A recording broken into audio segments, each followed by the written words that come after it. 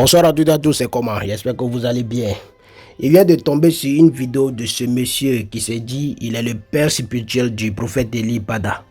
Quand j'ai vu la vidéo là, ça m'a tiqué. Et puis il y a plusieurs choses qui sont passées dans ma tête. Donc, j'aimerais réagir par rapport à ces propos. Mais avant de commencer à réagir, mesdames et messieurs, je vais vous présenter la vidéo. Vous allez écouter ces propos. Parce que là, depuis on dit qu'il y a les gens, il y a des pasteurs en Côte d'Ivoire qui sont complices de l'arrestation là. Ces gens de sortie là, ça a fait qu'on va donner raison à ces gens qui disent ça. Mesdames et messieurs, regardez la vidéo et puis écoutez les propos et après on revient. Vous ne pouvez pas mesurer, vous qui êtes sur les réseaux sociaux, qui ne maîtrisez pas le fond de la situation, qui n'avez pas certains paramètres de ce qui arrive. Vous ne pouvez pas mesurer la gravité de ce qui se passe concernant le prophète Eli Bada. Alors, je demande pardon aux autorités ivoiriennes parce que le pardon n'est pas une faiblesse, mais le pardon est une sagesse de Dieu. Le pardon est un acte divin. Le pardon est un remède de Dieu. Et je demande pardon aux autorités ivoiriennes, au chef de l'État, son Excellence le Président Alassane Ouattara, à son épouse, le Premier ministre, à tous les présidents d'institutions de Côte d'Ivoire. Je voudrais demander pardon aux autorités militaires, aux autorités policières. Nous demandons pardon pourquoi? Parce que en tant que citoyens ivoiriens, nous devons toujours apporter notre contribution à la nation pour que la nation ivoirienne vive la paix, la tranquillité. Et notre devoir, ce n'est pas de s'aimer le trouble. Notre devoir n'est pas d'affoler les populations. Notre devoir n'est pas d'inquiéter l'État. Notre devoir n'est pas d'être sujet à scandale. Et donc, à ce titre, je voudrais m'humilier ici au nom du prophète Eli Bada lui-même. Je voudrais demander pardon, présenter toutes mes excuses aux autorités ivoiriennes de tout ce qui a été dit sur elle, de tout ce qui a été comme accusation, diffamation, tout ce qui a été ressorti de part et d'autre, parce qu'il y avait plusieurs versions concernant cette histoire reliant le prophète Eli Bada aux propos de tous ceux qui sont sortis de leur tanière pour faire des directs, des posts, des commentaires. Je voudrais demander pardon. Et nous ne sommes pas des rebelles. Le prophète Eli Bada n'est pas un rebelle. Il n'est pas un homme politique. Il n'a jamais fait de politique dans sa vie. Il ne connaît rien à la politique. Même si, par moments, les hommes de Dieu font un peu de Sciences Po dans leur formation biblique, mais il ne connaît rien à la politique. Nous n'avons pas à nous ingérer dans les affaires politiques et nous pouvons vous dire que tout ce que nous devons faire, c'est de prier pour les hommes politiques afin que Dieu leur donne la sagesse. Que ce soit ceux qui sont au pouvoir et ceux de l'opposition, nous devons prier pour que les gens aient de la retenue, de la sagesse, pour que les autorités puissent bien diriger la nation que Dieu leur a confiée. Parce que de toutes les façons, c'est Dieu qui établit toutes les autorités. C'est Dieu qui les établit. Et ça, je suis convaincu de cela. Personne ne peut me dire qu'aucune autorité qui vient en place et qui s'installe pour diriger une nation n'a été établie par Dieu. Parce que rien ne peut se produire sur cette terre s'il n'y a pas l'accord de Dieu là-haut dans les cieux. Et je voudrais ici et maintenant aussi dire et rassurer le gouvernement ivoirien que le prophète Eli Bada n'a pas d'acquaintance avec une opposition quelconque en Côte d'Ivoire. Il n'a pas, pareil pour moi d'ailleurs, je n'ai pas d'acquaintance avec une opposition en Côte d'Ivoire. Nous prions pour tous les hommes politiques qui sont au pouvoir ou qui sont dans l'opposition. Nous prions pour la Côte d'Ivoire. Nous n'avons pas de parti pris. Le seul parti que nous avons, c'est notre nation. Et à ce sujet, je voudrais rassurer les autorités policières, militaires et étatiques. Je voudrais rassurer la PLCC. Je voudrais rassurer aussi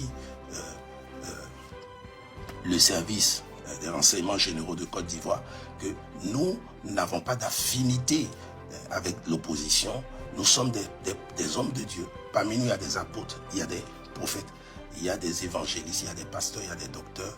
Et c'est sous l'inspiration du Saint-Esprit que nous donnons les serments tous les week-ends ou en semaine lors de nos cultes. C'est sous l'inspiration divine que nous pouvons prophétiser. Je me rappelle que la prophétie que Dieu nous donne, quand on est inspiré de Dieu et que on est contraint à libérer le message, à libérer la prophétie, on ne le fait pas de notre propre chef. On ne le fait pas de nous-mêmes. Une force plus forte que nous, plus forte que la nôtre, une force plus forte que toutes les forces, les types de forces existant sur cette terre, nous pousse à parler de la part de Dieu. Le prophète Eli Pada a été formé sous mes pieds. Il connaît ce que c'est que le prophétique et le prophétisme. Il s'est fait la différence entre ce qui est de Dieu et ce qui n'est pas de Dieu. Aujourd'hui, tout ce que je peux dire, c'est que je ne peux pas faire des reproches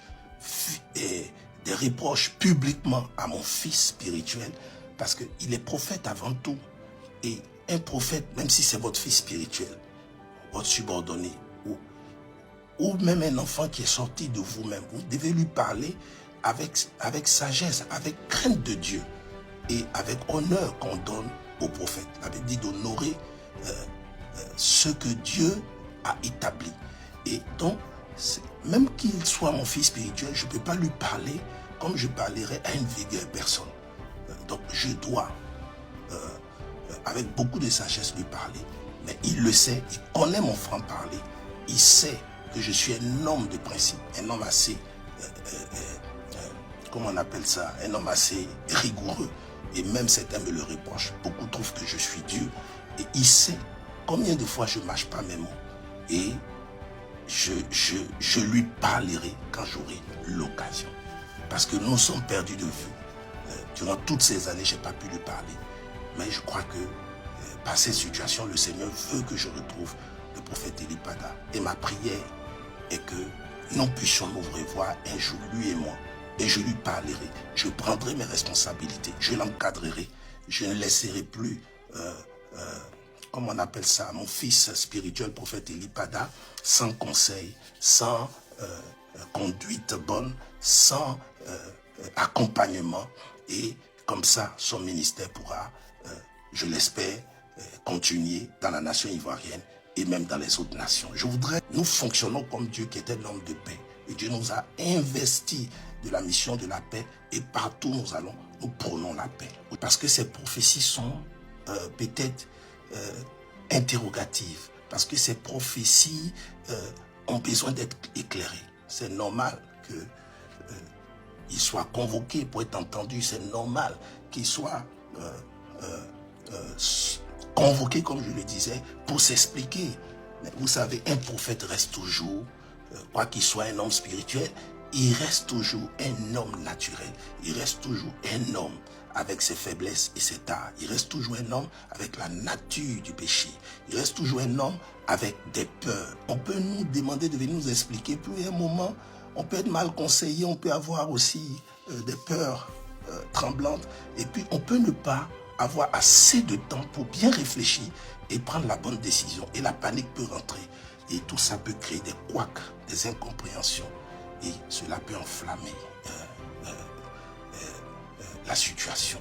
Le prophète Eli Pada, le jour où Dieu me fait la grâce de le revoir ou de parler avec lui, je lui dirai, s'il le faut, je l'accompagnerai. S'il y a convocation, je l'accompagnerai. S'il y a un procès, je l'accompagnerai. J'irai voir des hommes de Dieu. J'irai voir des patriarches. J'irai voir des confrères. J'irai voir tous ceux que je dois aller voir pour qu'ensemble, nous puissions l'accompagner. Parce que le corps de Christ doit être solidaire. le corps de Christ doit être solidaire. Le livre de Proverbes dit l'ami aime en tout temps. Et dans le malheur, il se présente un frère.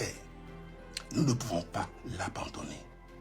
Comme aussi, nous ne pouvons pas discréditer l'État ivoirien. Nous ne pouvons pas corser l'image, salir plutôt l'image de l'État, des autorités ivoiriennes. Ce n'est pas notre devoir. Nous ne devons pas faire la part belle à l'opposition ou la part belle au pouvoir. Nous devons rester neutres, nous devons rester surtout des citoyens dignes de représentant un royaume céleste. Mesdames et messieurs, j'espère que vous venez de voir à peu près la vidéo de ce monsieur.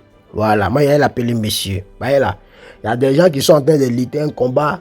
Toi là, tu n'as pas fait vidéo pour rester dans la lutte du combat. Tu viens demander pardon. D'abord là, moi ma question là, ton pardon, la vidéo que toi tu viens de faire pour demander pardon là, ton pardon là c'est pourquoi?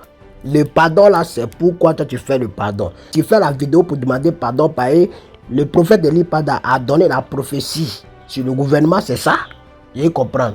Donc ça veut dire que la prophétie là, ça vient de lui. Normalement la prophétie là, ça vient de Dieu, oui. Maintenant pourquoi toi tu demandes pardon? Toi tu es un homme de Dieu. Toi aussi tu es un homme de Dieu. Tu peux, un jour la prophétie aussi peut passer par toi, non? Bien. Donc tu peux faire prophétie et après tu vas demander pardon, quoi. Donc ça dit, indirectement tu nous dis que tout ce que le prophète Eli Pada dit là comme prophétie là, c'était faux. Ça vient de lui, ça ne vient pas de Dieu. C'est ce que tu veux nous dire dans ta vidéo. Ok, si c'est pas ça, toi tu veux nous dire là. Maintenant là, tu demandes pardon, pourquoi?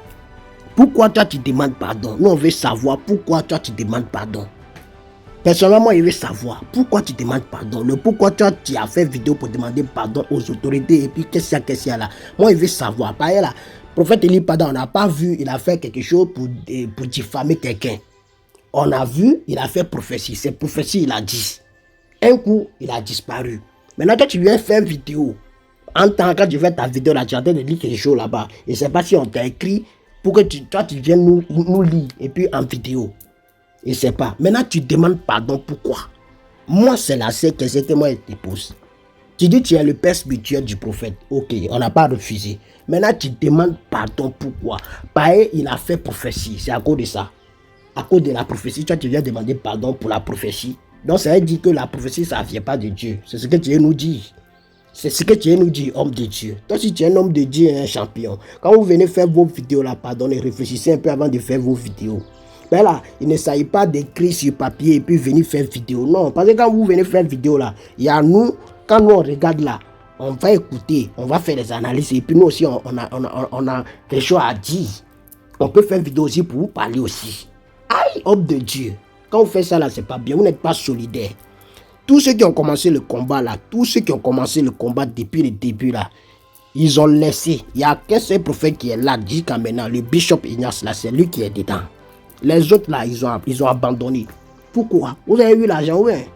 Vous avez pris l'argent dans l'affaire là, oui.